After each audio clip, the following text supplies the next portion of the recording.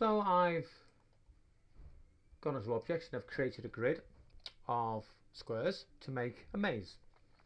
I've moved my little person down here, and at the moment I have taken all the food out. We'll come back to the food in a bit. So to draw it, I can either just make sure I'm on the wall and just click, or if I hold down the shift button,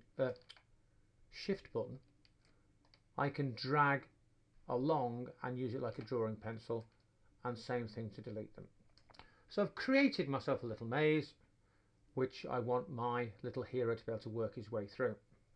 Now when I play this, it's actually not going to work, and there's a reason why that's the case, and it's because when I've made the maze, the gap here is exactly 2 squares wide, so 32 pixels, and my hero is exactly 32 pixels wide, which means I have to get my hero exactly lined up with that gap to get him through, and it's incredibly hard and frustrating to try and get him lined up exactly in the right place, and that makes the game too hard to play.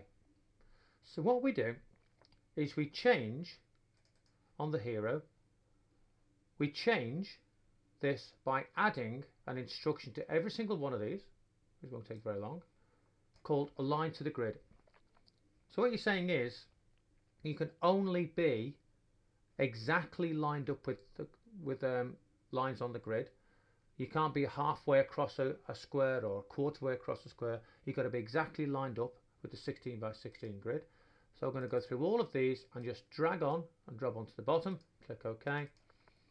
It's not a very long job, but this means that when you're playing the game, you don't have to try and get the person lined up exactly with the grid. When you're using the instructions, that will line the hero up exactly with that grid, and it makes it much easier to play. Okay? And you'll see when we come to play it, you'll actually be able to see the hero jumping backwards and forwards so he lines up exactly on the grid.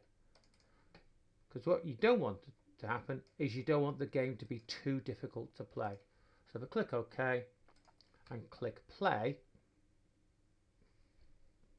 and give it a second to come up, if I move the hero now and stop him there, he lines up exactly in front of the holes, and he can go through and work his way through the grid.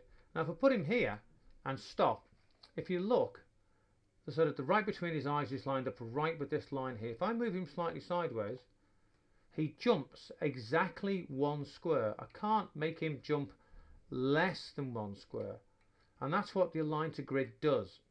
It forces your character to line up exactly with the grid, and that means he'll fit exactly through gaps which are exactly the same width as he is or she is.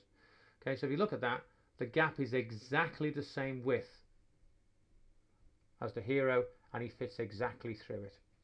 So using a line, and you need to make sure that you put a line on all of these, so whenever he is moving or stopping, you need to say make sure you stop or move lined up exactly with the grid.